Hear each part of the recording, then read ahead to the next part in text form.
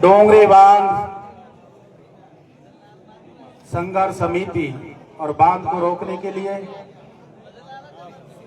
आयोजित इस मीटिंग में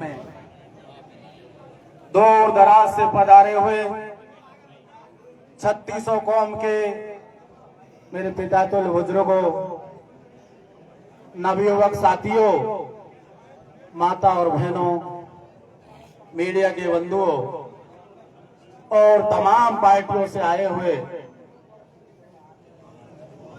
नेतागण,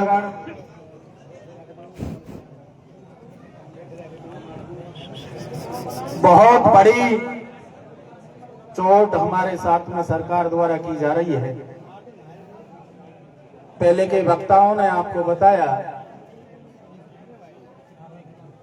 कभी रणथंभौर अभ्यारण्य के नाम से, बर्ड सेंचुरी के नाम से विस्थापन किया जा रहा है, कभी कैला देवी अभ्यारण्य के नाम से विस्थापन किया जा रहा है, कभी चम्बल घड़ियाल प्रोजेक्ट ये ला रहे हैं। जो भी सरकार आती है उनको जानवरों, टाइगरों के संरक्षण की सोच, उनको मानव की, मनुष्य की तरफ कम ध्यान है, ऐसा मेरा मानना है।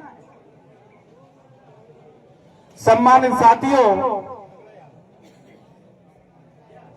पहले के वक्ताओं ने, भाई मान सिंह जी ने कहा और तमाम साथियों ने कहा कि ये जो मीटिंग रखी गई है औपचारिक मीटिंग है। आपको गांव गांव और ढाणी ढाणी को जगाना पड़ेगा, 3600 कौम को आपको साथ में रहना पड़ेगा और एक ऐसी कमेटी का आयोजन करें, ऐसी संघर्ष समिति बनाई जाए जिससे कि हम सरकार से ईंट बजा के लड़ सकें। साथियों, सरकार में बहुत शक्ति होती है, पर सरकार ये भी नहीं भूले, क्योंकि ये 76 नहीं, तीनों चारों जिलों की जनता जाग चुकी है। मेरा आदिवासी किसान जाग चुका है, मेरे कबीले के सरदार जाग चुके हैं, मेरी युवा शक्ति जाग चुकी है। सरकार की जब जाए, जब ईंट से ईंट बजा दे। सम्मानित साथियों, पुलिस प्रशासन के भी लोग यहाँ सुन रहे हैं, तमाम आईबी इंटेलिजेंस ब्यूरो भी यहाँ सुन रही है। जब मेरे हक और अधिकार की बात आती है तो आप इसमें किसी के बुलावे की इंतजार नहीं करें। आपको बिना बुलाए आपके हक और अधिकार की आपको चिंता करनी चाहिए और जहां भी इस तरह का आयोजन हो, आपको अधिक से अधिक संख्या में पधार के और तमाम साथियों का मनोबल बढ़ाने की आप कोशिश करें। प्यारे साथियों, ये जल और जंगल और जमीन, मेरा तमाम ये अरावल की श्रृंखलाओं की तलहटियों में और तमाम नदियों और नालों की, गंगा की तलहटियों में जो मेरा किसान बसता है, 3600 कौम के लोग बसते हैं, उनका हक और अधिकार इसमें था। अंग्रेजों ने शासन किया, वो लूट के ले गए। सामंतशाही शासन आया, वो लूट के ले गए। थोड़े सकुन के पल ये 70 सालों में आए थे जो हमें सरकार लूटने लग गई। मेरा तमाम साथी और युवा साथी जब तक जागरूक नहीं होंगे, जब तक अपने हक और अधिकार की बात नहीं करेंगे, चाहे उसके लिए हमें कुछ भी करना पड़े, हमारा एक एक खून का कतरा भी अगर बहाने की आवश्यकता पड़ी तो उसको भी हम बहाएंगे। ऐसी सोच हम सबके मन में रखनी पड़ेगी। ऐसी हम आशा और अपेक्षा करते हैं आपसे। साथियों, ये आज डोंगरी, भूरी पहाड़ी और 76 गांवों की बात नहीं है,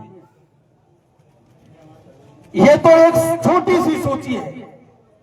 सरकार की एक सोच थी, अगर सारे गांवों की सूची एक साथ जारी कर दी जाएगी तो भूचाल और बवाल आ जाएगा। टाइगर रिजर्व रणथंभौर में बना, डांग वाले भाइयों, कैला देवी वाले भाइयों ने ये नहीं सोचा था कि ये नौबत हमारे ऊपर भी आएगी। चम्बल घड़ियाल प्रोजेक्ट बना, तब तमाम भाइयों ने इधर को ये नहीं सोचा कि ये नौबत हमारे साथ में आएगी।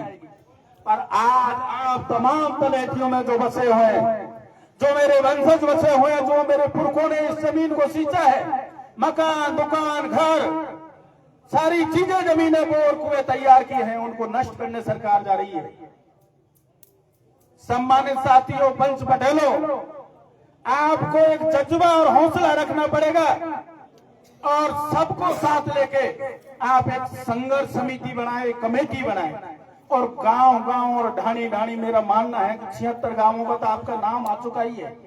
आप 76 गांवों में एक कमेटी बनाए और इसमें इस संघर्ष को जारी रखने के लिए पैसे की भी हमें आवश्यकता पड़ेगी। आप गांव गांव और ढाणी ढाणी से चंदा भी इकट्ठा करिए, क्योंकि पैसा के बिना आप चल नहीं सकते, पैसा भी बहुत जरूरी है।